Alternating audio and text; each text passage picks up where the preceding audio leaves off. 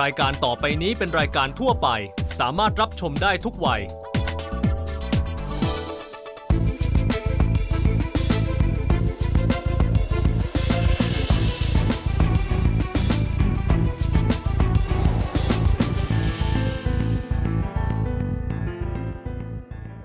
สนับสนุนโดย AIS 4G Advanced 4G ที่เร็วที่สุดจาก AIS รุ่นใหม่ Isuzu D-Max 1.9 DDI Blue Power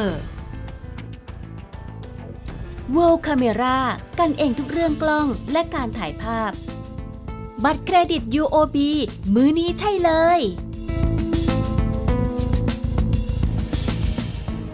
สำนักงานคณะกรรมการกิจการกระจายเสียงกิจการโทรทัศน์และกิจการโทรคมนาคมแห่งชาติหรือกสทช.ร่วมสนับสนุนนโยบายเศรษฐกิจดิจิทัลหรือดิจิทัลอีโคโนมีของรัฐบาลจัดงาน NBTC Expo Thailand หรือ NET 2016 ในรูปแบบของงานสัมมนาวิชาการและงานประชุมเชิงวิชาการผู้บริหารระดับสูงภาครัฐและเอกชนเนื่องในโอกาสวันสื่อสารแห่งชาติประจำปี 2559 ในงานสัมมนาและการประชุมเชิงวิชาการผู้ร่วมประชุมได้เรียนรู้ถึงนโยบายของรัฐบาลจากพลอากาศเอกประจินจันตองรองนายกรัฐมนตรีในปาฐกถาพิเศษหัวข้อนโยบายดิจิทัลอีโคโนมีของประเทศไทยตามด้วยการบรรยายของนายดอนแท็บสกอตผู้บัญญัติคำว่าดิจิทัลอีโคโนมีเป็นคนแรกเมื่อ 20 ปีที่แล้วในหัวข้อเศรษฐกิจดิจิทัลโอกาสและความท้าทายสำหรับประเทศไทยนายดอนแท็บสกอตเป็นนักคิดและผู้นำทางความคิดชาวแคนาดาที่ได้รับการยอมรับในระดับโลกด้านนวัตกรรมสื่อและผลกระทบที่เทคโนโลยีมีต่อเศรษฐกิจและสังคมเป็นที่ปรึกษาให้กับผู้นำในภาครัฐและภาคธุรกิจในหลายประเทศนอกจากนั้นยังเป็นศาสตราจารย์วุฒิคุณในคณะการบริหารจัดการของ Rodman School of Management ที่มหาวิทยาลัยโตรอนโตและดำรงตำแหน่งอธิการบดีมหาวิทยาลัยเทรนต์ประเทศแคนาดาปีที่แล้วนายดอนได้รับเลือกให้เป็นนักคิดด้านการบริหารจัดการธุรกิจที่ทรงอิทธิพลเป็นอันดับที่ 4 ของโลกโดย Thinkers 50 องค์กรที่จัดอันดับนักคิดทางธุรกิจระดับโลกและในปีเดียวกันนายดอนยังได้รับการประดับเกียรติยศแต่งตั้งในสถานะ Member of the Order of Canada นายดอนเป็นเจ้าของผลงานหนังสือที่ขายดีทั่วโลกอย่าง The Digital Economy และล่าสุดกับ Blockchain Revolution ที่ได้รับการกล่าวขานถึงเป็นอย่างมากเนื่องจากพูดถึงเทคโนโลยีใหม่ที่กำลังมาแรงในโลกอนาคตและทั่วโลกกำลังตื่นตัวเกี่ยวกับแนวความคิดนี้ Good afternoon, Don. The cloud of birds, murmuration? Yes. They seem to be working together very well, but where were they going? Where are they going? Yeah. Well, they're going somewhere very important. It's called... They seem to be lost. They were moving back and forth. No, but they're protecting themselves from predators, but they're also doing a bunch of other things. There's a lot of communications that are occurring. There's information being exchanged about food sources. They're warming themselves up for the cold night ahead. And it's an extraordinary form of social organization that is peer-to-peer. They don't bump into one another. No, there are rules. Rule number 1 is don't bump into anybody. Okay? How do you know that? Because scientists have studied this, and I've been studying this. But one of the other rules is don't get too far away either. Stay close. Yes. Collaborate. Exactly. I was reading this book. You're a wise man to read this book. The best way to get this book... This is father, this is son. Yes. Who does more work on this book? He did. No, it was 50-50. No, I don't think so. It was actually 50-50. How do you split up the work? He wrote half the chapters, I wrote half the chapters, and we both criticized each other's You don't work. argue with each other? We never had an argument. We had... Because he's your son. No, we had differences. Well, he's a very smart guy.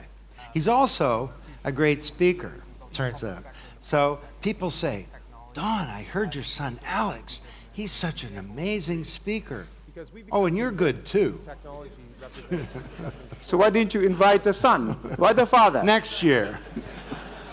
He has a lower speaker's fee than I do too. what is the biggest difference between you and your son on the future of the digital age? Well, he has a much longer future than I do. But besides that, he's a real deep expert in the financial services industry. So, for example, he's working now with central bankers. You know, eventually, Thailand will adopt a digital baht. And this will be an extraordinary thing for the country. And central bankers like Mark Carney in London, Carolyn Wilkins in Ottawa, the Fed, are all very excited about the opportunity to apply blockchain to a currency. And Alex is one of the people collaborating. Just think about it. You make a change in the interest rate, and real time, you can see the effect throughout the economy. Frightening, scary. You raised a very important issue, but you did not elaborate. You said, we don't make enough babies. We don't make enough babies in Thailand. We are an aging society. How can blockchain make us make more babies? Because you come to Thailand, you have to offer us solutions. Yes. How does the digital way of life prevent us from becoming a very seriously flawed aging society? And that is a serious question. No, and I'm going to answer it seriously, yes. too. Because why is the birth rate declining? Typically, birth rates decline because people are concerned about prosperity. And they're concerned about their ability to fund their families, to make sure that their children are properly educated. And my whole storyline these days is we need to move to this new kind of economy where we can have not just wealth creation, but where we can have prosperity for everyone as well. Now, so you have an issue here. There are countries that have it worse. Japan has, the birth rate has just collapsed. And they have a bigger problem too, because they have a very restrictive immigration policy. And you can't do both. You can't have a declining birth rate and a restrictive immigration policy, because ultimately your economy will atrophy. I don't agree with your theory. I think the biggest reason why we're not making enough babies is because we are too obsessed with social media. You know, Thailand has the largest number of Facebook members. You know that? Per capita? Yes. I know it's high. No, it's not totals. No, Sum total. That's not true. No? No. Because someone just said that. There are hundreds of millions And of most Facebook Thai people users spend their time on China. Facebook, online, and they don't make babies. Well, that's an How do you solve interesting that theory. problem? That's a very interesting theory. I think it's the opposite, that on social media, now people are meeting each other and they're having relationships. This extraordinary woman that I've been collaborating with who does media stuff for us, she says, I'm going to get married. I found this great guy. And I said, how did you find him? And like many people today, she said, I found him through this amazing app. This app is you're walking down the street and somebody looks at you and likes you. Well, you're not going to stop them on the street, but you might get, it's not Tinder, it's different. And you might just click on them, and he liked her, she liked him, they walked a block, they turned around and came back, and they said, you want to have a coffee? Now she's getting married. So. And they get married? But don't quote me. Don Tappscott says social media is the key to having sex and making babies. No. I think that's a good solution. Another problem that you must help Thailand solve, and that is that this Sunday, day after tomorrow, there will be a referendum on the draft constitution. It's a very complicated issue. I cannot explain it to you. You have to ask some of our friends privately. But is it possible to use blockchain to do a referendum without people having to leave their homes? We have about 50 million eligible voters. Next Sunday, we all have to go to the voting booth. But you talk about democratization by this digital technology. You talk about transparency, accountability. Now, can we assess the people's views, what they like, what they don't like, whether they support this draft constitution or not through blockchain technology. Well, there are big opportunities, but let me begin by saying I don't think that we want to move to a world where we're conducting referenda all the time. You remember Ross Perot ran for the President of the United States, and he talked about this thing called the electronic town hall. Yes. And it would be like we could vote every night on the evening news. On every issue. This is the worst idea I ever heard. But this is democracy. Well, this is not democracy. This is the electronic mob. You know, democracy is a lot more than the majority rule, or even majority rule on a nightly basis. One of the things about it is protecting the rights of minorities. But just on the question of electronic voting alone, this will never happen until we have blockchain voting systems, because no one anywhere in the world is going to trust a voting machine where they can't verify that, one, my vote was counted, two, it was voted for the person, it was counted for the person for whom I voted, and three, that vote is immutable and nobody can change it and move it to somebody else. And you can't do that with centralized computer systems. You have to just trust the computer that the right thing is being done. With blockchains, you can get a 100% valid verification of all of those factors privately, without anyone knowing who you voted for. So, and all of the big sort of e-voting agencies in major countries around the world are deeply exploring blockchains as a solution. Now, to me, electronic voting is just the tip of the iceberg, right, in terms of opportunities to create a more democratic society. And I mentioned a bunch of others, like digital brainstorms, challenges, policy wikis. There are all kinds of other ways for engaging people that are different than just, you know, voting or referendum. But blockchain can do the job of seeking people's views on issues that are important, right? Well, because you can verify, well, because blockchain can't do the job of seeking issues. It can help government leaders engage their citizens in a way that has integrity. Like, it's not technology that creates prosperity or that creates jobs or that creates open societies. It's people. But my whole point of view is summarized in this sentence, that once again the technology genie has escaped from the bottle. This is 20 years later. And it was summoned by this unknown person or persons. We don't even know who it was. Where is he now? We don't even know if it's a living person, if it's a group of people, and it doesn't matter. But you have to find out. No, I don't care.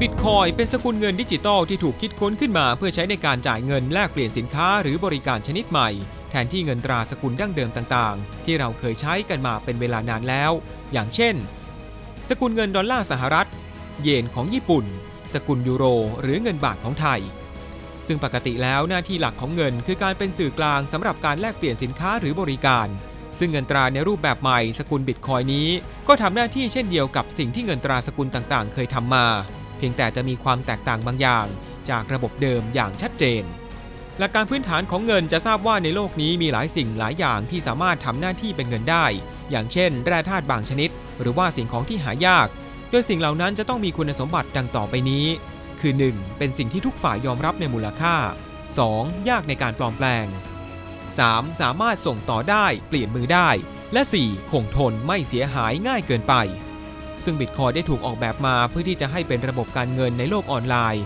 โดยจะต้องมีคุณสมบัติที่สำคัญดังต่อไปนี้ครบถ้วนเช่นเดียวกับระบบเงินตรารูปแบบดั้งเดิมแต่อีกหนึ่งคุณสมบัติที่ทำให้บิตคอยน์ต่างไปจากระบบเงินตราอื่นก็คือบิตคอยน์เป็นระบบที่ไม่ได้อยู่ภายใต้ความควบคุมดูแลโดยธนาคารและรัฐบาลใดๆแต่อยู่ได้ด้วยข้อตกลงของผู้ใช้และความซับซ้อนของคณิตศาสตร์เพียงเท่านั้นเนื่องจากคุณสมบัติของบิตคอยน์ที่ไม่ได้บังคับตัวเองให้ต้องอยู่ภายใต้การควบคุมขององค์กรธนาคารขนาดใหญ่หรือภาครัฐ ทำให้ค่าใช้จ่ายในการบริหารปริมาณเงินนี้รวมไปถึงค่าใช้จ่ายในการทำธุรกรรมลดน้อยลงจากการใช้เงินตราสกุลดั้งเดิมเป็นอย่างมากบิตคอยคือข้อตกลงของคนที่จะใช้ข้อมูลที่เข้ารหัสทางคณิตศาสตร์21ล้านชุดว่าจะเป็นสิ่งที่เราใช้แลกเปลี่ยนสินค้าและบริการแทนเงินสกุลแบบดั้งเดิมโดยที่แต่ละบิตคอยนี้จะต้องไม่สามารถถูกปลอมแปลงได้แต่ละบิตคอยจะถูกสร้างเข้าสู่ระบบโดยซอฟต์แวร์ที่เรียกว่า Bitcoin Mining ที่จะใช้สูตรคำนวณคณิตศาสตร์ขั้นซับซ้อนทำให้ขณะนี้มีการค้นพบบิตคอยใหม่ๆเข้าสู่ระบบจากทั่วโลกในอัตรา6บล็อกต่อชั่วโมงเท่านั้นโดยที่แต่ละบล็อกเท่ากับ25บิตคอยในท้ายที่สุดแล้วจำนวนบิตคอยที่จะมีในระบบจะมีได้แค่21ล้านชุดเท่านั้นโดยที่บล็อกแรกของบิตคอยถูกสร้างขึ้นจากบุคคลลึกลับที่ใช้ชื่อว่าซาโตชิ นากาโมโตะเมื่อวันที่3มกราคม2552จึงได้มีการตั้งชื่อหน่วยที่เล็กที่สุดของสกุลเงินบิตคอยว่า1ซาโตชิ Okay, I am Satoshi Nakamoto. The television's going. Okay. No, but that once again we get another kick at the can. You know, we have another opportunity to rewrite the economic power grid and to create a more just and prosperous society. But it's we humans that will do this. It won't be technology. And very bad things could go wrong. Yes. This time, just like they did last time. Even worse things. I mean, ultimately, in theory, we talk about this in the book, we could create Skynet. Do you know the Terminator, Arnie Schwarzenegger? Was it Sky? Yeah. Like, quite scary. You have all these autonomous agents moving around. If one of them goes bad, it's like a virus with a bank account. It could start hiring people to do evil things. So there are many challenges going forward, but it's only humans that will help that will enable us to make sure that the promise is fulfilled. If your predictions are correct, in the next 5 years, the world will be a totally different place. What would be the main changes? 5 years' time from now, what do you see? Do we still have banks? Do we still have universities? Do we still have NBTC? Do we need NBTC? No, I don't think so. No. Because NBTC is a regulator. It controls people.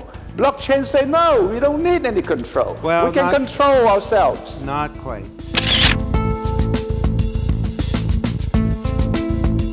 If a bank hires you as an advisor on this and say, Don, tell us in 5 years' time, where would we be? If you do nothing, you will be a much smaller organization than you are today.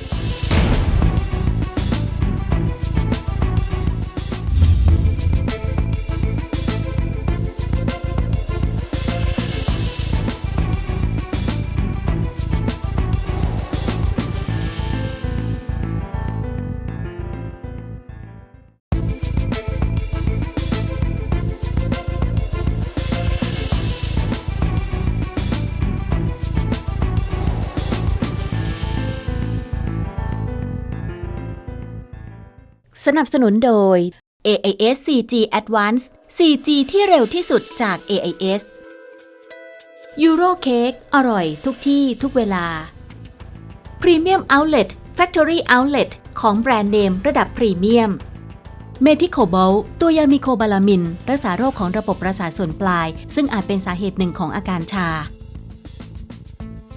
Only Camry ยากที่ใครจะตามทันมีคนกล่าวไว้ว่าหากอินเทอร์เน็ตคือเทคโนโลยีที่เปลี่ยนแปลงโลกของเราบล็อกเชนก็คือเทคโนโลยีอันถัดไปซึ่งเรื่องราวของบล็อกเชนเริ่มถูกกล่าวขานมากขึ้นเมื่อสิ่งที่เรียกว่าบิตคอยน์ได้ถือกำเนิดขึ้นมาเพราะเบื้องหลังของบิตคอยน์มีบล็อกเชนเป็นแกนหลักอยู่ข้างหลังนั่นเองบล็อกเชนเปรียบเสมือนฐานข้อมูลหรือสมุดบัญชีที่คอยควบคุมดูแลการจัดเก็บทุกๆข้อมูลหรือทุกๆกิจกรรมของการติดต่อสื่อสารที่เติบโตขึ้นตลอดเวลาบล็อกเชนมี5จุดเด่นที่แตกต่างจากระบบฐานข้อมูลทั่วไปคือ 1. แชร์ข้อมูลออกสู่สาธารณะเซิร์ฟเวอร์หรือว่าโนดต่างๆจะมีหน้าที่ดูแลข้อมูลแหล่งเก็บบันทึกข้อมูลหรือที่เราเรียกกันว่าบล็อกและทุกๆโนดจะมีความสามารถที่ดูได้ว่าข้อมูล transaction นั้นๆถูกจัดเก็บในบล็อกใด 2. ไม่มีศูนย์กลางในการตรวจสอบข้อมูลการติดต่อสื่อสารใดๆที่เกิดขึ้น 3. มีความปลอดภัยข้อมูลที่จัดเก็บในบล็อกจะไม่มีการเปลี่ยนแปลงเอาค่าคืนกลับมาไม่ได้หรือแม้กระทั่งทำลายข้อมูลนั้นก็ตาม 4. มีความน่าเชื่อถือด้วยธรรมชาติของการไม่มีศูนย์กลางจัดเก็บข้อมูลดังนั้นระบบจึงต้องฟังความคิดเห็นของคนส่วนใหญ่เมื่อมีการติดต่อสื่อสารเกิดขึ้นจากคนที่ไม่รู้จักและ 5. ทำงานอัตโนมัติซอฟต์แวร์จะถูกเขียนขึ้นให้ป้องกันการเขียนข้อมูลซ้ำซ้อนและการจัดเก็บข้อมูลการติดต่อสื่อสารก็ดำเนินการแบบอัตโนมัติเช่นกัน What would be the main changes? 5 years time from now, what do you see? Do we still have banks? Do we still have universities? Do we still have NBTC? Do we need NBTC? No, I don't think so. No. Because NBTC is a regulator. It controls people. Blockchain say, no, we don't need any control. Well, we can control ourselves. Not quite. So, You don't be too nice to the host. yeah. First of all, well, let's go in order. Yeah. Okay? Do we still have banks? A lot of the functions of banks can be eliminated. But the smart banks understand this. You know, there are those bankers who they just have a lot of fear, you know, and they don't really know what this is. Then there's a higher level who view this as a big opportunity to cut costs. Imagine a blockchain transactional system for the banking industry. You could wipe out massive billions and billions of dollars. Santander said that $20 billion of transactional costs could be wiped out of just one tiny part of the banking industry. And then there are those bankers who view this strategically, thinking, how could we create entirely new services like NASDAQ? Wondering, how could we participate in the whole in the reinvention of the power grid? There's probably a fourth group. That's the group that thinks that this is all BS. And I would recommend that they move down to the fear group, because they have a long way to go up to get back. So I expect that, well, I'll quote somebody else. There's a guy named Ben Losky, and he was the most powerful financial regulator in the world, superintendent of financial services in New York. He sued the banks for $16 billion successfully. And he got into digital currencies and blockchain, and he decided, this is huge. He quit his job and set up a blockchain advisory firm. And in the book, in Blockchain Revolution, he's quoted as saying, I think the financial services industry will be unrecognizable. In 5 years. In 5 to 10 years. So, is he right? I'm not sure. It depends how everybody reacts. No, but if a bank hires you as an advisor on this and say, Don, tell us in 5 years' time, where would we be? If you do nothing, you will be a much smaller organization than you are today. How smaller? How much smaller? Because, I don't know. Well, I mean, if whole parts of the industry are being transformed and you're not part of that transformation, you're going to decline. Now, when it comes to regulation, I think we do need sensible regulation, including regulation of digital currencies. But I encourage regulators to move slowly. You know, during the early days of the internet, there was a proposal that you shouldn't be able to have a website unless you had a CB radio license. Yes. There were like 400 CB radio licenses in the world. And imagine if that regulation had been implemented. During the early days of the auto industry in England, there was a law passed called the Red Flag Law. And if you drove a horseless carriage, you had to have a driver, a spotter, and you had to have someone up front with a red flag so that the horses wouldn't get scared. Right. And that red flag law was arguably a main contributor to the fact that England fell way behind in the development of an auto industry. So regulation for sure, but let's be sensible. What do you mean by sensible? Are they not being sensible now? Well, don't rush in and try and regulate Bitcoin or Ethereum or any of these other digital currencies. Experiment. Right now we have laws for all kinds of things that if you commit a legal activity using a digital currency, you already have laws in Thailand that you can prosecute and punish someone for that. People talk about the Silk Road Marketplace.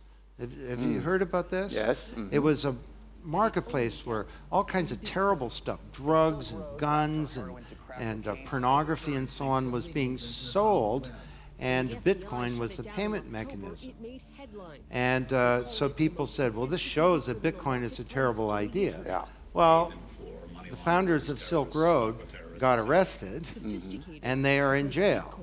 And law enforcement people think that this technology is very, very positive, because it's true that if that 1,000 baht that I send you, there's not a searchable record of who we are, but there's a searchable record of that transaction.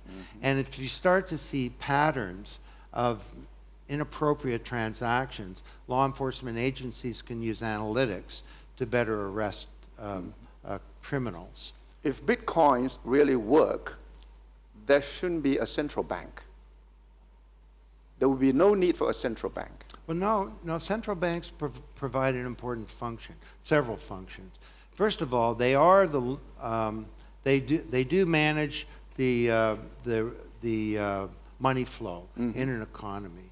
And that could ultimately be replaced by software, but not in my lifetime. For now, we really need humans. But for central banks to move towards a digital fiat currency owned by a nation state would give them a whole set of powerful new tools. It would also disrupt parts of the banking system too, potentially. But central banks are also very important because they're the lender of last resort. They can become involved in a crisis situation. So with all of this, my approach is, let's just be sensible and let's not do crazy things that put our economies in danger. But can they regulate Bitcoins? Sure. In New York, there's something called the Bit License. So if you want to create a Bitcoin exchange, for example, or a Bitcoin wallet, I mean, on my mobile device, I have a Bitcoin wallet, that these are regulated financial instruments. Now, is that a good idea? Probably not. New York moved too quickly, and a lot of startups are moving out of New York to go somewhere else because this is slowing down innovation in the economy. So how should we handle Bitcoins? Will Bitcoin replace the dollars, the euro, the baht? I don't think so. I think for the next period in human history, we'll have fiat currencies, but also there'll be all kinds of these new cryptocurrencies like Bitcoin, Ethereum, and so on. And they have all kinds of very exciting use cases. Like, I'll give you an example. You know the diaspora? The biggest flow of money from the developed world to the developing world is not foreign aid, and it's not direct investment by corporations, setting up the Celestica plant here. It's remittances. The global diaspora, people who've left their ancestral lands and they send money home. I'm sure there's a Thai diaspora. There are huge diasporas. The Philippine diaspora is 13% of the Filipino economy. So in Toronto, there's a housekeeper named Annalie Domingo. And for 20 years, she's been going to the bank, cashes her check, gets back on the bus, goes to the Western Union office, where she sends a few $100s to her mother in Manila. The money takes 4 to 7 days to get there. Right. Her mom never knows when it's going to arrive. The money, she gets charged about 10%. Western Union. Western Union, and it takes 5 hours from her week. Financial institutions that will disappear, Western Union. The first that will disappear. Unless it makes some big change. Have you told them? Yes. Did they believe you? They know there's a problem because today, Annalie... No, we don't believe Don. Don is a doomsayer. Don't trust him. Well, I have been right a few times before. But today, Annalie Domingo has a mobile account on a mobile wallet called Abra. And Abra is for remittances. And 6 months ago, she, for the first time, clicked $300. It created a crypto key, and she sent that money peer-to-peer to her mom's mobile device. In how many seconds? Without going through a bank. It happened in under a second. It wasn't 4 to 7 days. It was under a second. Now, her mom didn't get the money for 10 minutes because it takes 10 minutes for the block to get created. Then, how does her mom get Filipino pesos, physical pesos in her wallet? Right. Well, then her mom looks at her mobile device and it looks like Uber. And there are a bunch of cars riding around in the area called Abra tellers. And so there's a 5-star teller. He's 7 minutes away. She clicks on that. The guy shows up, gives her Filipino pesos that she puts in her purse. The whole thing costs 1.2%. She sent the money in Canadian dollars. Yeah. And it arrives in Filipino pesos in her purse. Physical money costs her 1.2%. So Western Union's got to change. So that's one of many, many examples of how cryptocurrencies could be very positive. But fiat currencies will exist as long as nation states exist, and nation states will exist for the foreseeable future. What will happen is that if a currency like Ethereum or Bitcoin or whatever became a real mass currency, that smart central bankers would just include it as an alternate currency in the economy.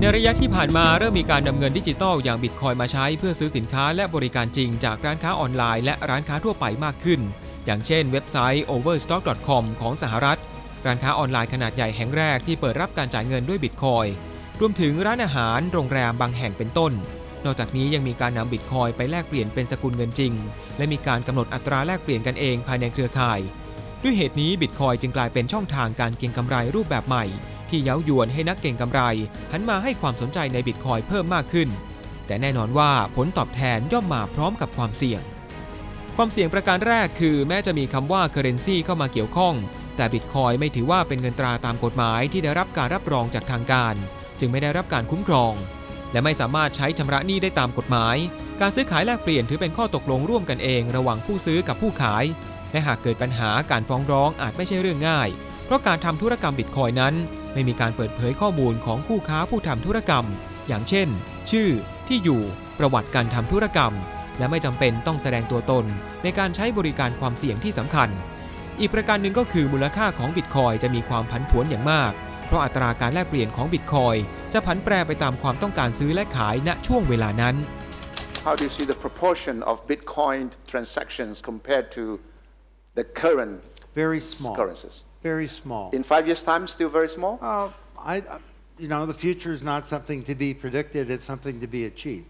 But, I would think in 5 years' time it would still be less than 10% of overall If it's only less than 10%, why do we get so excited about it?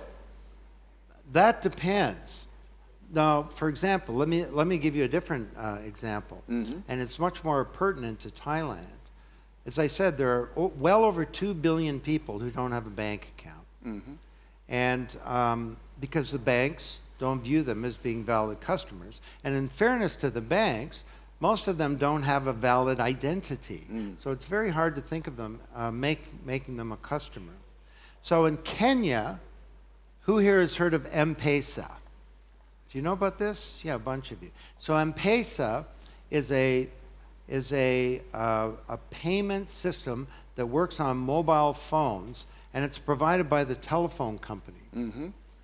And it uses traditional technology, but 14% of all retail transactions in Kenya go through this M-Pesa system. And it's brought millions and millions of people into the economy. So imagine, that's with primitive, very limited technologies. Imagine, and there are projects underway to do this, that you use a blockchain to make this a supercharged, rich in functionality, easy to use, secure payment system. You could very easily see in a developed country developing country, you could very see a significant proportion of transactions go through that. So it's happening.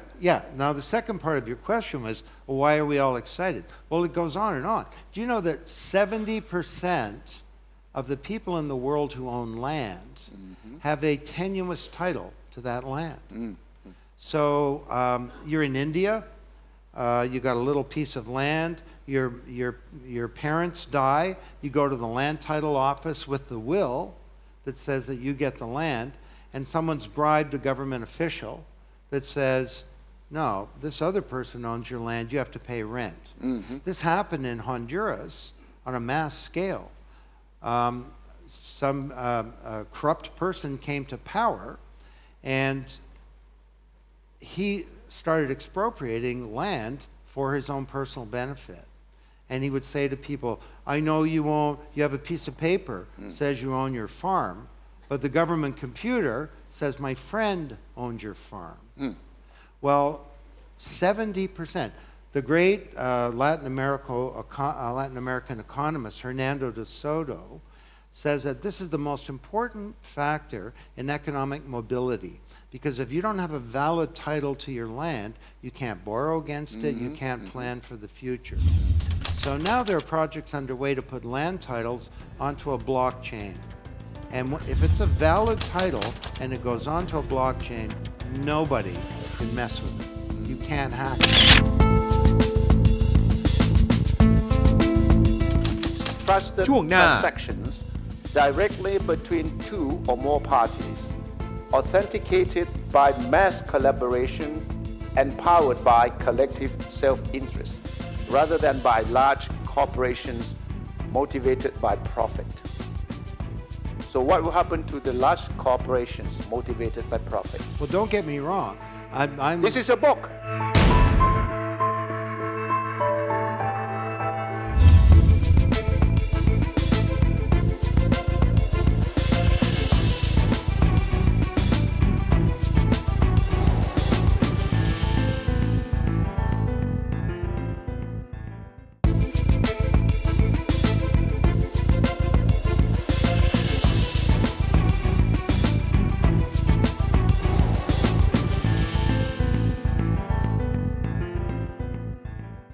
สนับสนุนโดย เลือก Mitsubishi Pajero Sport ใหม่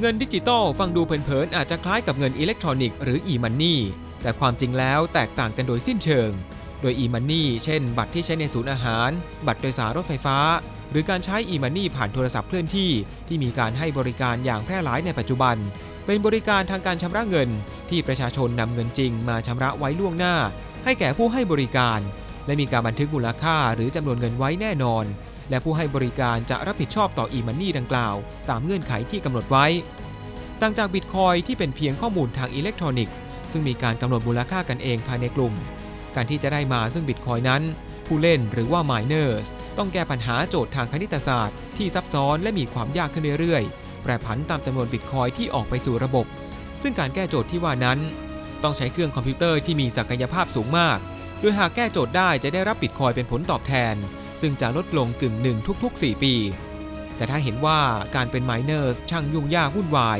คุณก็อาจรับโอนหรือว่าซื้อบิตคอยน์จากผู้ที่ถือครองได้โดยต้องลงโปรแกรม Bitcoin Wallet บนอุปกรณ์คอมพิวเตอร์หรือสมาร์ทโฟนหรือว่าแท็บเล็ตซึ่งโปรแกรมจะสร้างที่อยู่ซึ่งเปรียบเสมือนเป็นเลขที่บัญชีเพื่อจัดการกับบิตคอยน์นั้น You can always verify it.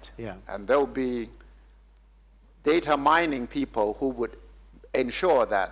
Well, and it's transparent for the whole world. The trouble is in Honduras, you say, no, I get a piece of paper that says I own this land. You have no recourse. But if you have it on a public ledger, you can phone up a journalist. You can say, look at this. I own the land, but someone else said, and the society as a whole can scrutinize it to ensure that justice occurs. You could hire a lawyer. You could go to court. There are many things that you could do. In your book, you say that this, meaning blockchain, has never happened before. Trusted transactions directly between two or more parties, authenticated by mass collaboration and powered by collective self-interest, rather than by large corporations motivated by profit. So what will happen to the large corporations motivated by profit? Well, don't get me wrong. This is a book. No, I agree with every word there. And there's nothing wrong with being motivated by Profit.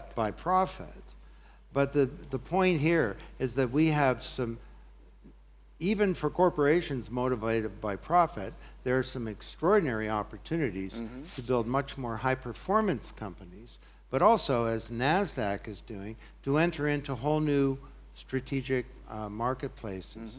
And ultimately, if you're a company and you're in the middle and you've been collecting revenues just because you're in the middle, time to do some serious career planning, okay? You have to create value if you're in the middle.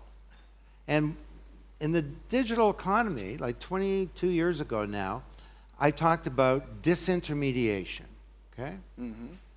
That the middle can go away. But I also, if you go and look at that book, you'll see a word called re-intermediation, where I said that the opportunities to create new value in the middle are probably bigger than the danger to the old middle. But what I said was, the leaders of the old middle are typically not the ones that create the new middle. So who are the big travel agents today? Agent, you're in the middle, right? Who are the big retailers today? Most powerful retail in the world didn't exist when I wrote that book. So all the travel agents, the main ones today, didn't exist when I wrote that book. So if you're in the middle, you need to rethink what is the value you create and how do you create it. You also say that blockchains enable us to send money directly and safely from me to you without going through a bank, a credit card company, or PayPal. So banks, credit card companies will go bankrupt. But not necessarily. They need to rethink their value proposition. But what would be the kind of value they can create? Well, that's a great question. Why didn't Western Union create ABRA so that Annalee Domingo? Well, because they're currently getting 12% and ABRA will do this for 1.2%. But this is the problem of the innovator's dilemma, you know? Right. Or as I said in Paradigm Shift, leaders of old paradigms have difficulty embracing the new.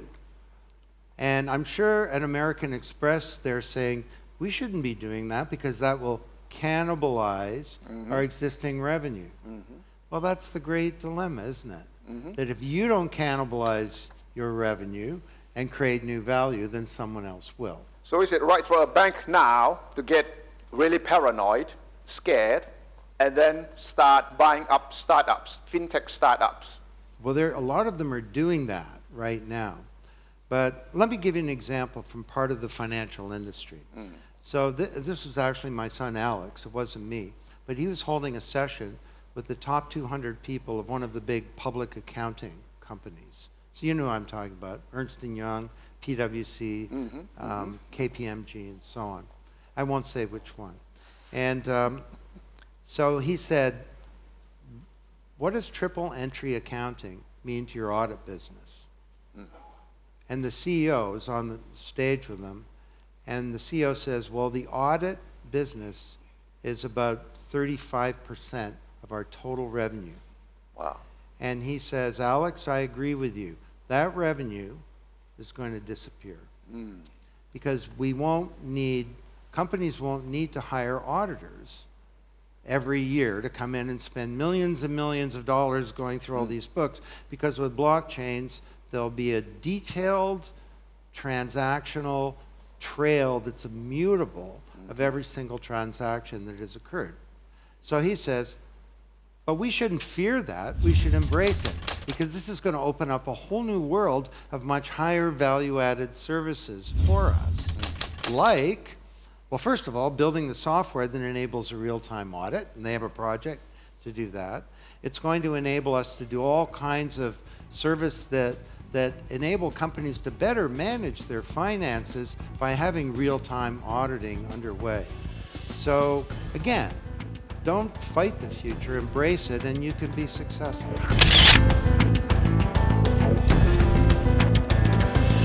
ติดตามต่อสัปดาห์หน้า was first written 20 years ago, Yeah. and now you just revised the Yes. content. What were some of the wrong predictions you made? The wrong predictions?